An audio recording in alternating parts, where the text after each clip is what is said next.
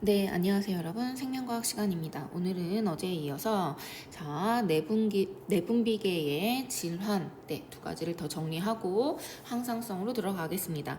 자, 수능특강 80페이지. 자, 두 번째 내분비계 질환은 거인증과 소인증입니다. 자, 이것은 생장 호르몬과 관련이 있는 거예요. 우리 앞서 배웠던 당뇨병은 인슐린과 관련이 있었죠. 거인증과 소인증 나와 있는 것은 생장 호르몬과 관련이 있는 것입니다. 분비량이 너무 많으면 거인증이 나타나고요. 그 다음에 이제 분비량이 너무 적으면 소인증이 나타날 수 있다. 자, 그리고 이제 거인증 같은 경우에는 주로 뇌하수체의 종양, 우리 생장 호르몬을 분비하는 곳 어디였어요?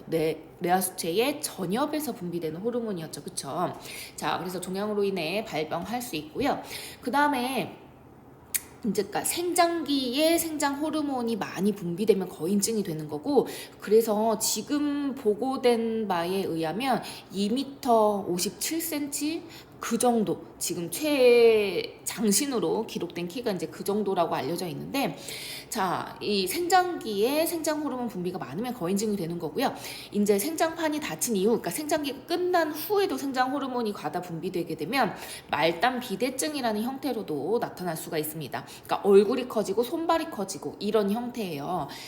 그런 그림 자료를 하나 보면 지금 여기 보이는 게 브룩실즈라고 하는 되게 옛날 배우인데 굉장히 미인으로 세계 3대 미인 이렇게 손에 꼽힐 정도로 굉장히 이제 미인이었고 인기가 많았어요. 저 영화 배우였는데, 자, 이 브룩실즈가 말단 비대증을 앓았습니다. 그래가지고 이제 나중에 나이가 좀 들면서 좀 이제 얼굴과 손발이 이렇게 좀 커지는 이제 이런 증상을 좀 앓았다고 해요. 이렇게 예뻤는데, 그래서 이게 바로 말단 비대증입니다.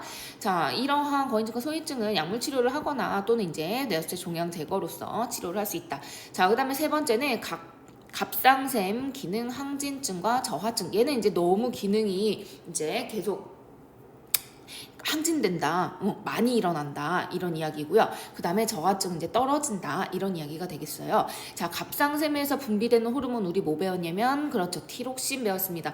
티록신이 하는 이제 역할 뭡니까? 그렇죠. 물질 대사를 촉진한다. 반드시 기억해야 합니다. 물질 대사를 촉진시키는 그러한 호르몬이에요. 자, 티록신 분비량이 너무 많으면 갑상샘 기능이 항진된다라는 뜻으로 항진증 이렇게 부르고요. 분비량이 이제 적으면 갑상샘 기능이 떨어진다, 저하증 이렇게 부르게 되는 거예요. 자, 갑상샘 기능 항진증 같은 경우에 물질 대사량이 굉장히 이제 증가하게 되기 때문에 이제 체온이 올라가고 땀을 많이 흘리고 그 다음에 체중이 급속히 감소합니다. 심박수와 심장 박출량이 증가하고 그 다음에 성격이 과민해지고 이제 눈이 돌출되는 그러한 경우도 흔하게 발생이 됩니다. 그래서 갑상샘 기능을 억제하는 약물을 복용하고 또는 이제 방사성 아이오딘 치료를 한다. 자, 이 아이오딘이 티록신을 구성하는 물질 주 성분이었었잖아요. 기억나죠? 자, 그래서 이렇게 치료를 할 수 있고요. 갑상샘 기능 저하증이다. 이것은 이제 대사량이 굉장히 감소하게 됩니다. 그래서 동작이 느려지고 추위를 많이 타고 체온이 떨어져요. 자, 그 다음에 체중이 증가하고 물질 대사가 떨어지니까요. 심박수와 심장 박출량이 감소한다. 자, 그래서 기능이 이제 매우 떨어지는 이러한 증상이기 때문에 이제 아이오딘제를 복용하여서 티록신 분비가 원활하게 될 수 있도록 할 수 있는 그러한 치료 방법 사용하게 됩니다. 자, 이해되시겠죠? 여기까지 내분비계 질환에 대해서 정리를 했고요. 자, 그럼 우리 이제 본격적으로 항상성 조절 원리에 대해서 들어가 봅시다. 자, 항상성 무엇이다? 자, 항상성 뭐다? 체내나 외의 환경 변화가 있을 때 혈당량이라든지 체온이라든지 그 다음에 혈장 삼투압이라든지 이러한 체내 환경을 일정한 범위, 정상 범위로 유지하려는 성질이다. 자, 이러한 항상성은 내분비계 뭡니까? 호르몬, 그렇죠.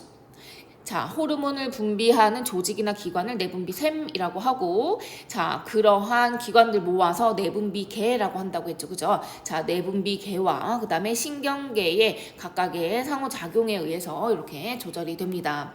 자, 항상성을 보통 이제 유지하는 원리 크게 두 가지인데요. 하나는 음성 피드백입니다. 음성 피드백. 그리고 두 번째는 길항작용. 길항작용은 서로 반대되는 작용이고 우리 이미 배웠었잖아요. 그쵸? 자, 일단 첫 번째 음성 피드백부터 보겠습니다. 자, 여기 티록신의 분비 조절을 예시로 이렇게 해놨는데요. 티록신 누가 분비해? 그렇죠. 갑상샘이 분비하죠. 갑상샘에서 티록신이 분비됩니다. 그죠? 자, 갑상샘에서 티록신이 분비되게끔 자극해주는 호르몬, 갑상샘 자극 호르몬이에요. 갑상샘 자극 호르몬은 어디서 나와? 그렇죠. 뇌하수체 전엽에서 나옵니다. 자, 갑상샘 자극 호르몬 TSH라고 부르는데 우리 약자는 뭐 외울 필요 없다 이야기했었죠. 그죠? 자, 갑상샘 자극 호르몬 TSH는 뇌하체 전엽에서 분비되고 뇌하체 전엽에서 TSH를 분비해라 명령 내리는 호르몬은 갑상샘 자극 호르몬 방출 호르몬. 그러니까 갑상샘 자극 호르몬을 방출시키는 호르몬 이렇게 되는 거예요. 그래서 이거는 이제 TRH라고 부르고 이것은 어디서 분비되느냐? 시상하부에서 분비된다.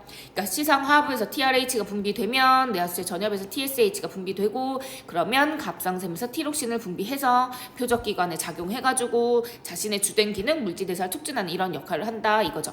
그런데 이렇게 분비되는 얘가 이제 최종 산물이잖아요. 자, 티록신 분비량이 너무 많아지게 되면 이제 음성 피드백 조절하는 거예요. 이제 나 많이 나왔으니까 너 그만해. 나 그만 자극해. 이렇게 음성 피드백 이렇게 이야기를 합니다. 산물이 어떤 과정의 산물이 그 과정을 억제하는 조절 이것을 음성 피드백이라고 한다. 자, 음성 피드백이 있다면 이제 양성 피드백이라는 작용도 있겠죠. 그래서 이제 양성 피드백 같은 경우에는 산물이 그러한 이제 산물이나 작용 반응이 그 자극하는 것을 더욱더 이제 촉진시키는 것을 이야기해요. 자, 양성 피드백이 일어나는 경우에는 이제 분만할 때 자궁이 수축되는 경우 이게 이제 양성 피드백의 대표적인 예거든요. 자궁이 수축될 때 이때 분비되는 호르몬이 우리 어제 잠깐 배웠었는데 기억이 날까요? 옥시토신이라고 하는 호르몬입니다. 자, 뇌하수체 후엽에서 분비되는 그런 호르몬인데요. 이 옥시토신이 이제 분비돼서 자궁이 수축되면 이게 이제 결과잖아요. 결과. 자, 자궁이 수축되면 이 자궁 수축에 의해서 옥시토신 분비를 더욱더 촉진시키게 됩니다. 그러니까 계속 도는 거죠. 이제 양성 피드백 이렇게 되는 거예요. 자, 그래서 이러한 작용은 이제 양성 피드백이고 이거는 이제 보다 이러한 특별한 상황에서 나타나게 되는 작용이 되는 거고 보통은 우리의 이제 항상성 일정한 범위를 유지해야 되잖아요. 일정한 범위를 유지할 때는 이렇게 보통 음성 피드백으로 조절을 하게 됩니다. 그래서 그 분비량이 적으면 이제 얘네들이 자극을 해가지고 티록신 분비에 이렇게 자극을 할 거 아니에요? 그런데 이제 얘 양이 많아지면 다시 이제 억제를 시키는 거지. 나 그만 자극해. 억제시키면 이제 티록신의 분비량도 정상으로 돌아오게 되는 이러한 항상성 유지하는 원리 음성 피드백입니다. 자, 여기 양성 피드백과 구분해서 이해할 수 있겠죠. 자, 여기 두 개는 지금 방금 이야기했던 걸 글로 정리를 해놓은 겁니다. 자, 그 다음에 두 번째는 길항작용이에요. 반대로 작용하는 것을 이야기하죠. 같은 기관에 대해서 반대로 작용해서 이제 적절하게 조절하는 것 이것을 길항작용이라고 한다.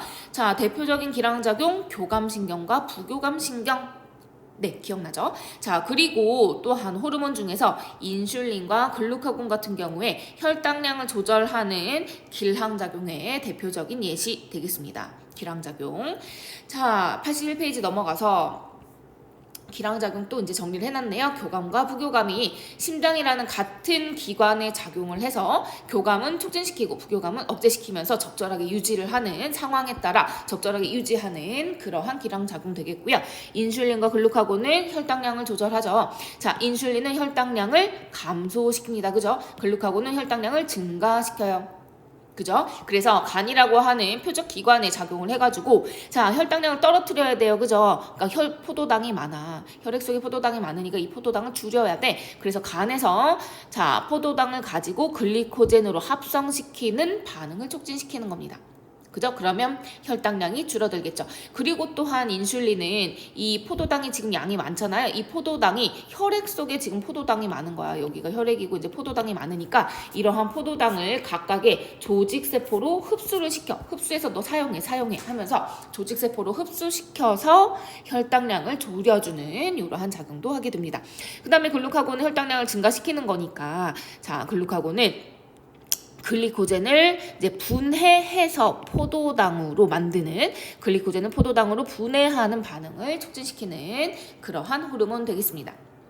되시겠죠? 자, 우리 글리코젠 여기 나와 있는데 기억나죠? 자, 포도당 결합으로 생성되는 다당류입니다. 그죠? 보통 동물에서 저장하는 다당류, 식물에서 저장하는 다당류는 녹말.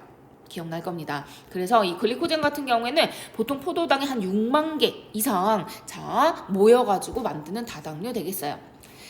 자, 그러면 우리 항상성의 조절, 항상성 조절의 자, 3가지 예시 자 이제 들어가겠습니다. 첫 번째 혈당량 조절, 두 번째 체온, 그리고 세 번째 뭐죠?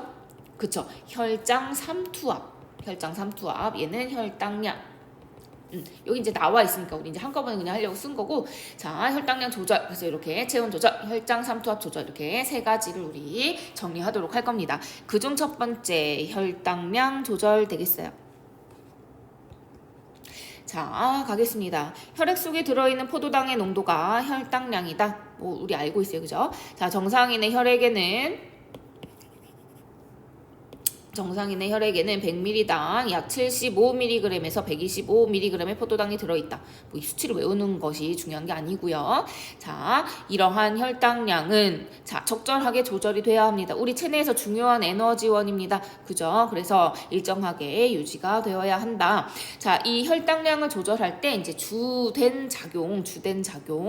자, 얘네들은 주로 이자에서 체내 혈당량을 직접 감지하고 조절한다. 그래서 일정하게 이제 유지시키기도 하고, 자, 그리고 우리 항상성 조절 중추 누구예요?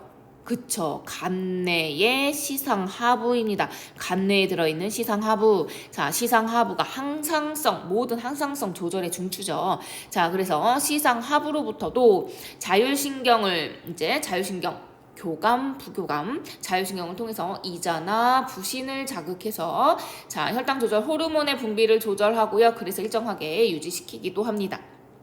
자, 되시겠죠? 그래서 이제 주된 작용은 보통 이자에서 인슐린과 글루카곤을 통해 적절하게 얘네들의 주된 임무예요. 그죠? 그래서 적절하게 이제 조절을 하고, 또한 거기에 더해서 시상하부로부터 내려오는 명령에 의해서도 이렇게 혈당량을 조절할 수 있다. 자, 되겠죠? 자, 우리 혈당량, 인슐린과 글루카곤에 의해서 유지되는 거, 우리 이거 이제 여러 번 했지만 계속 반복해서 정리하는 거예요. 그러면 특별히 뭐 내가 이렇게 외우지 않더라도 이제 계속 머릿속에 반복하면서 집어넣는 거니까, 자, 했던 얘기지만 우리 계속 반복해서 합시다.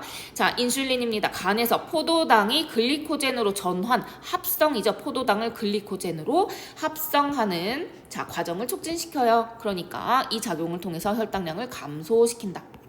그죠? 그리고 또 하나 뭐라고 했어요? 그쵸? 혈액 속에 들어있는 포도당을 어디로? 그렇죠.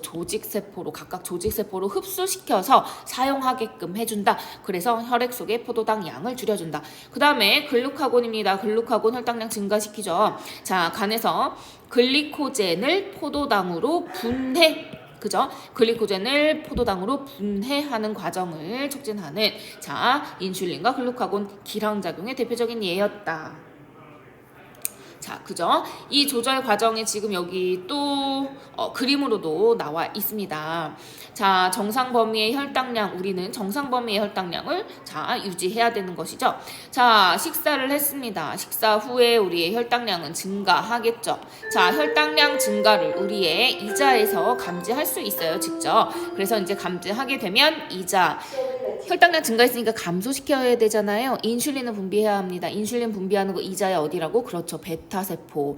이자의 베타세포에서 인슐린을 분비하면 간에서 글리코젠 합성을 촉진한다. 포도당을 글리코젠으로 이렇게 합성시키고, 그리고 자 세포로 각각의 조직 세포로 포도당 흡수를 촉진시키는 작용, 조금 전에 이야기했었죠.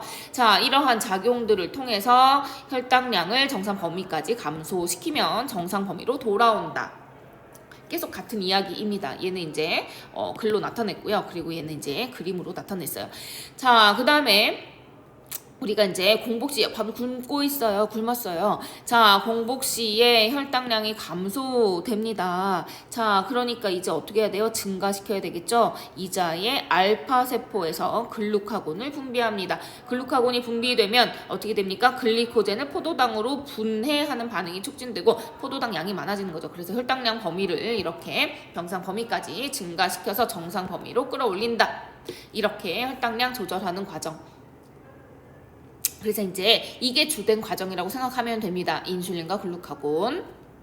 자, 여기에 나와 있는 건 지금 이야기한 내용을 다시 글로 이렇게 작용해 놓은 거고요. 이제 작성해 놓은 거고요. 그 다음에 이 길항작용 둘이서 인슐린과 글루카곤이 자 기량작용을 통해서 혈당량을 조절한다. 그 얘기가 또 이제 언급이 되어 있습니다. 넘어갑니다. 82페이지. 82페이지. 자, 식사와 운동 후에 혈당량 조절 살펴봅시다. 자, 그림 가는요. 탄수화물 위주의 식사 시작 후 우리 혈중 포도당 혈당량과 인슐린, 글루카곤의 농도 변화를 나타냈습니다. 한번 볼까요?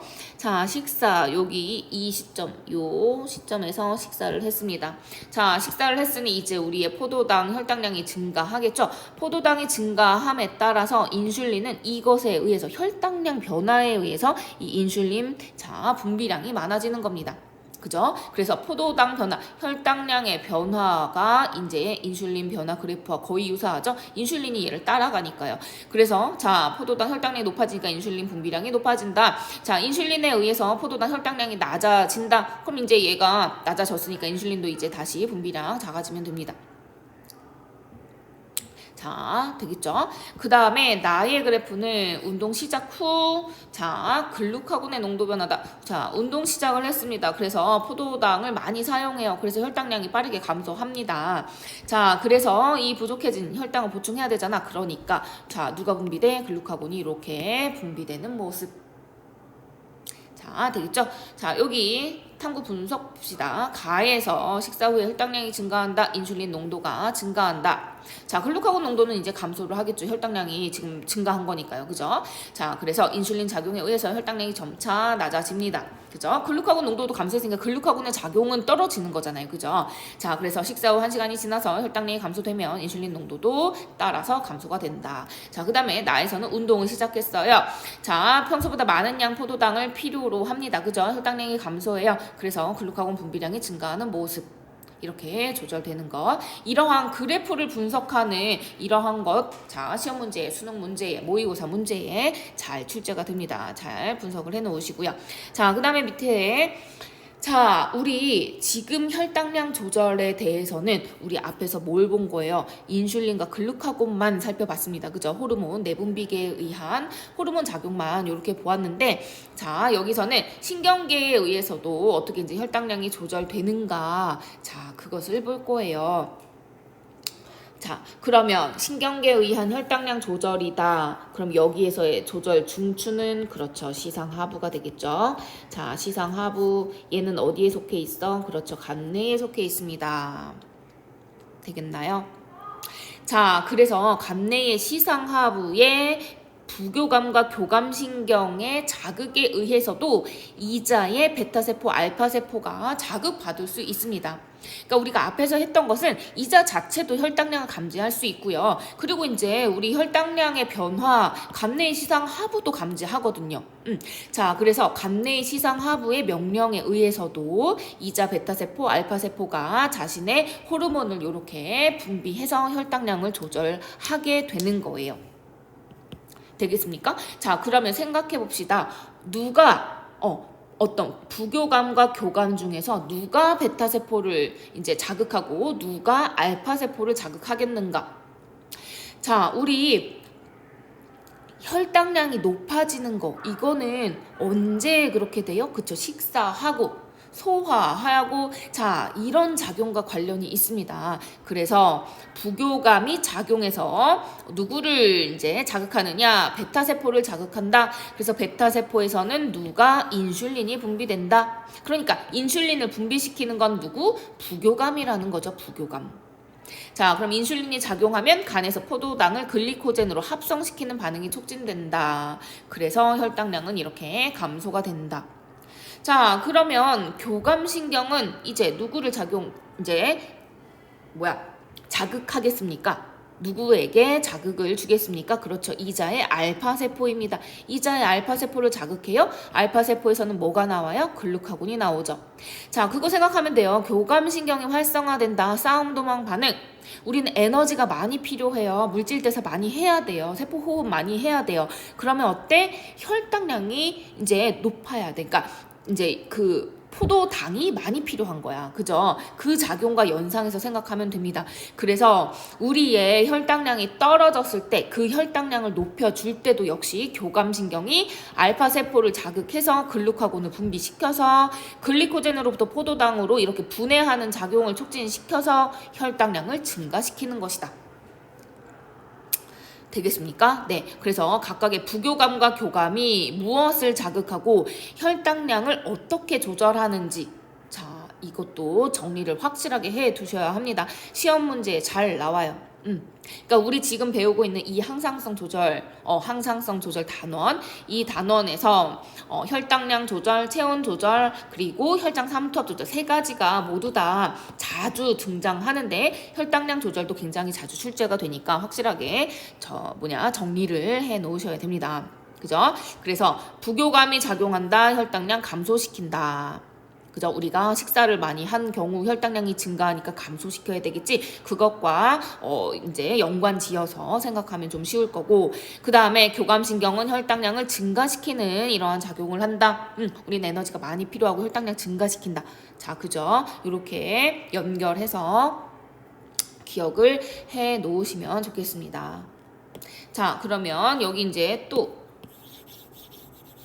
우리 교감, 부교감 자에 의해서 이자의 베타세포와 알파세포가 작용되어서 인슐린 글루카곤 분비되는 걸 보았는데 이제 또 우리 간내 시상하부 중추가 이제 명령을 내릴 때 우리 교감신경에 의해서 부신속질이 이렇게 자극될 수도 있습니다. 자, 그리고 여기에서 한 가지 자, 우리의 보통 내장기관들에는 교감과 부교감이, 부교감이 이제 동시에 연결이 되어서 내장기관에 길항작용을 하는 것이 보통입니다. 그런데 특이하게 우리 부신속질에는 교감신경만 연결이 되어 있어요. 부교감은 연결되어 있지 않고 교감신경만 부신속질에 연결되어 있습니다.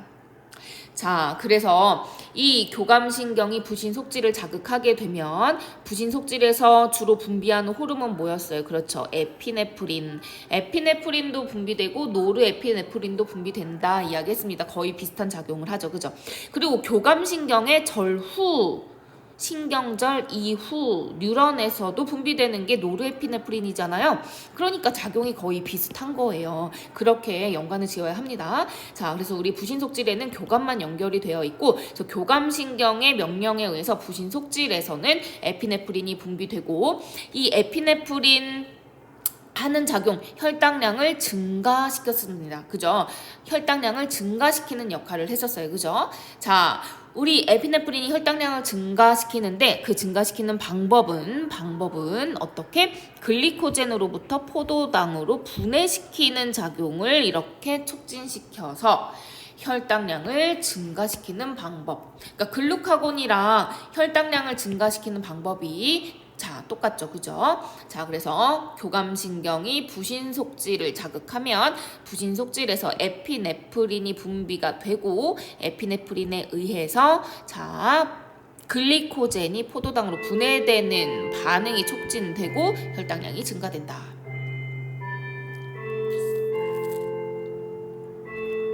할 수 있겠죠? 자, 그래서 자, 다시 한번 네, 계속 반복하니까 네, 지금 반복해서 들으면서 머릿속에 확실히 넣어두시기 바랍니다.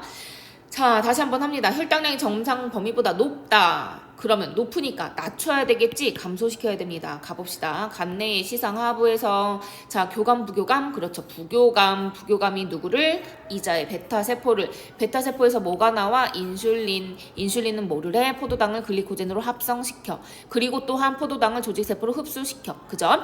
자, 그래서 이 포도당을 글리코젠으로 합성시켰으니까 혈당량은 어떻게 되겠어? 감소가 되겠죠.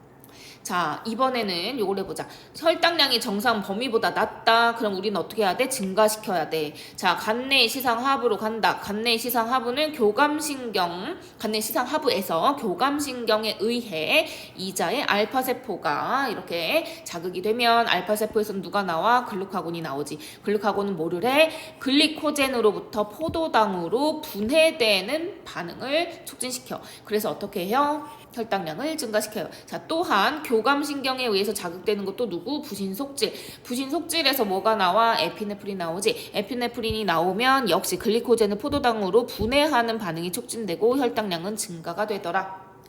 자, 그리고 또 하나 혈당량을 증가시키는 거 하나 더 있었어요. 자, 누구냐면 바로 당코코입니다. 당코코, 당질코르티코이드. 당코코 분비하는 거 누구예요? 그렇죠. 부신피질입니다. 자, 당코코 분비하는 거 얇은 걸로 써볼게요. 자, 당코코 분비하는 거 누구? 네, 부신피질이에요. 부신피질에서 뭐가 나와?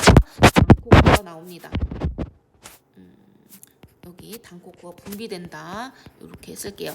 부신피질에서 당코코가 분비되면 당코코도 혈당량을 증가시키는 건데 당코코에 의한 반응은 자, 포도당을 만들기는 만드는데 그렇죠. 지방이나 또는 단백질과 같은 이러한 다른 영양소들로부터 포도당을 이렇게 합성하는 요 반응을 얘가 이렇게 촉진시켜서 혈당량을 증가시킵니다. 이렇게 포도당이 되니까 화살표 제대로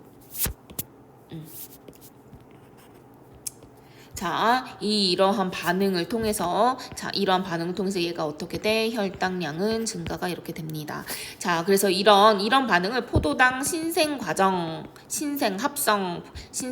뭐 이렇게 부르거든요. 자, 그래서 우리 포도당을 만든다. 혈당량을 증가시킨다. 자, 당코코도 역시 혈당량을 증가시키는 호르몬인데 얘는 자, 글리코젠으로부터 포도당 분해하는 요것과 좀 과정이 조금 다르다. 그죠? 자, 그러면 부신피질을 자극하는 것은 자, 누가 분비하느냐? 누가 분비해요? 뇌하수체 전엽의 호르몬입니다. 뇌하수체 전엽에서 부신피질을 자극하는 호르몬이 나와요. 자, 그 이름은 부신피질 자극 호르몬. 자, 그러면 뇌하수체 전엽을 또 자극하는 거 우리 항상성의 최고 공주 누구야? 그렇죠. 시상하부. 간내에 들어있어요. 그죠? 간내의 시상하부에서는 뭐가 나오느냐?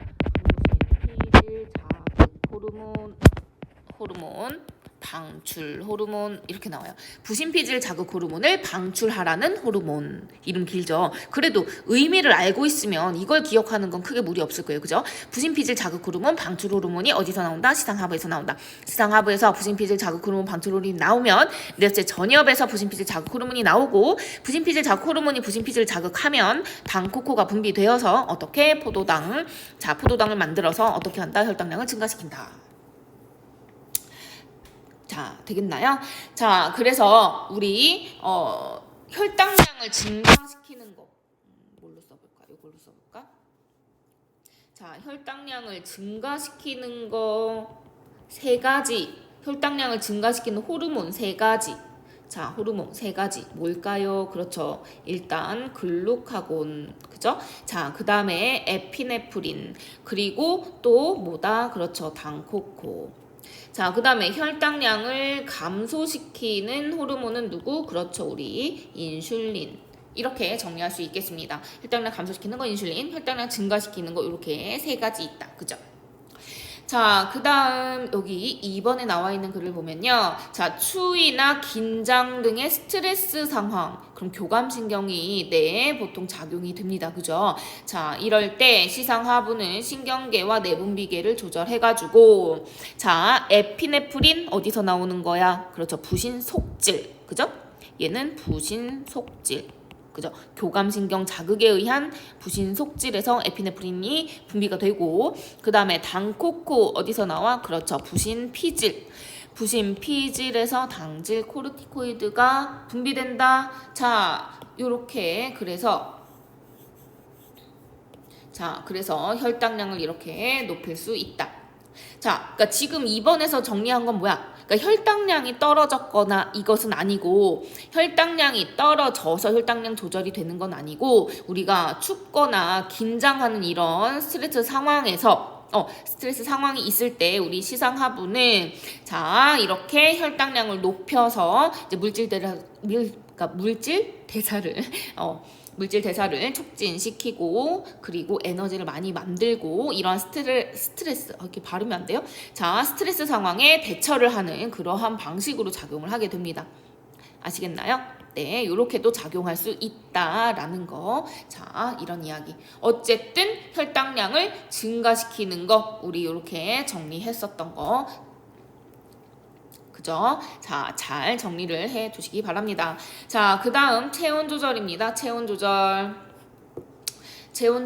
자, 체온은 항상 우리 일정한 범위로 자, 조절을 해야 합니다. 자, 우리 몸에서 일어난 다양한 물질 대사. 자, 누가 관여해? 그렇죠. 효소가 관여해. 효소의 주성분은 뭐? 그렇죠. 단백질. 그래서 이 효소, 단백질이 주성분인 효소는 온도가 너무 높거나 낮으면 제대로 기능할 수가 없다는 거죠. 그래서 체온을 일정하게 유지하는 것, 자, 우리의 생명 유지에 매우 중요하다. 이렇게 나와 있습니다. 자, 체온 유지, 중추 어디? 그렇죠. 네, 시상하부. 중추, 시상하부. 체온 변화를 감지하고 조절하는 중추 어디? 간내의 시상하부. 어디? 시상하부. 그죠? 자, 그래서 자율신경과 교감 부교감 얘기하는 거예요. 그죠? 자율신경과 호르몬의 작용으로 자, 열 발생량을 조절하고 그 다음에 열 발산량을 조절함으로써 자, 체온을 유지한다. 이해되죠? 열 발생량. 그러니까 체온이 떨어져 저온 자극이 왔어. 그러면 열 발생량을 증가시키는 거고 자, 그리고 저온 자국이니까 열 발산 밖으로 빠져나가는 거. 열 발산량은 어떻게 해야 돼? 감소시켜야 돼. 그죠? 만약에 고온 자극이야. 고온 자극이면 어떻게 해야 돼? 열 발생은 줄이고 열 발산이 되는 건 늘려야 되겠죠. 그죠? 그래서 항상 체온 유지에서 여러분 기억해야 할 거 열 발생량과 열 발산량을 조절해가지고 체온을 유지한다. 이렇게 기억을 해야 되겠습니다. 자, 그러면 우리의 자, 열 발생량은 주로 어떻게 조절을 하느냐?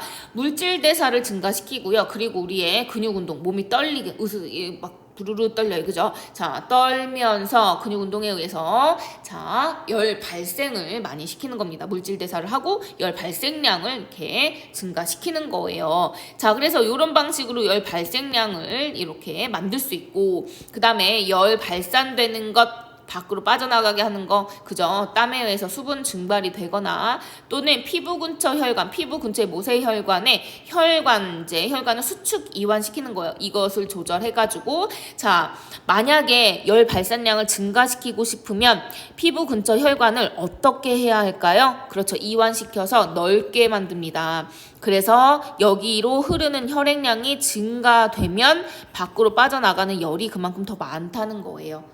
자, 이런 식으로 우리는 체온 유지 할 수 있습니다.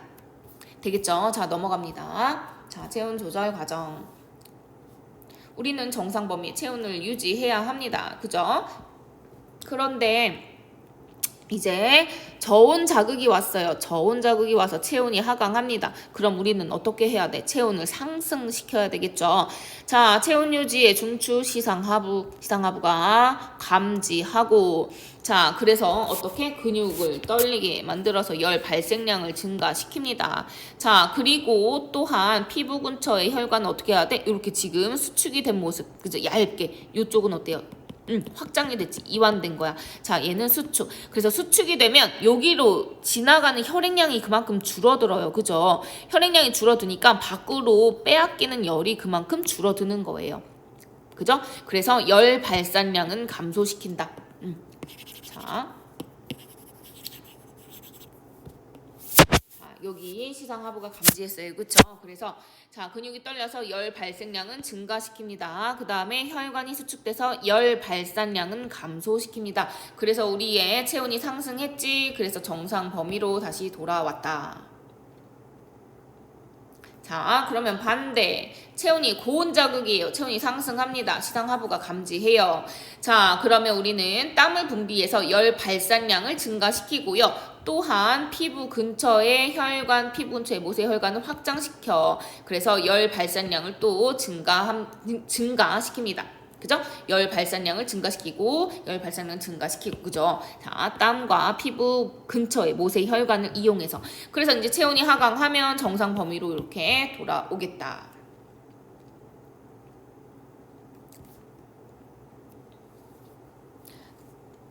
자, 되겠습니까? 우리 그래서 체온이 낮아졌을 때 그리고 체온이 높아졌을 때 어떻게 우리가 이렇게 반응을 통해서 조절을 하는지 자, 이해하셔야 됩니다. 자, 알겠죠? 자, 그리고 오른쪽 옆에 보시면 자, 아이고.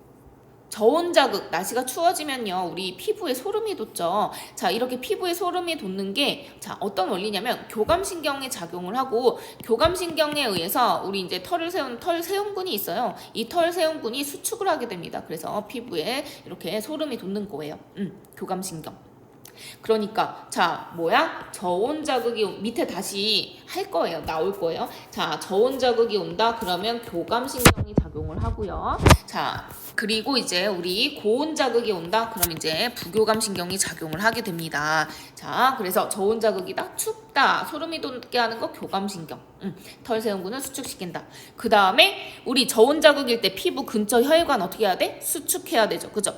그래서 털세운근도 수축시키고 그리고 피부 근처 혈관도 수축시킨다. 그죠? 그래서 이제 우리의 혈류량이 이렇게 조절이 된다. 할 수 있겠습니까? 네. 그러면 여기 우리 또 신경계와 내분비계의 조절 작용을 통한 체온 조절. 자, 이렇게 한번 보도록 하겠습니다.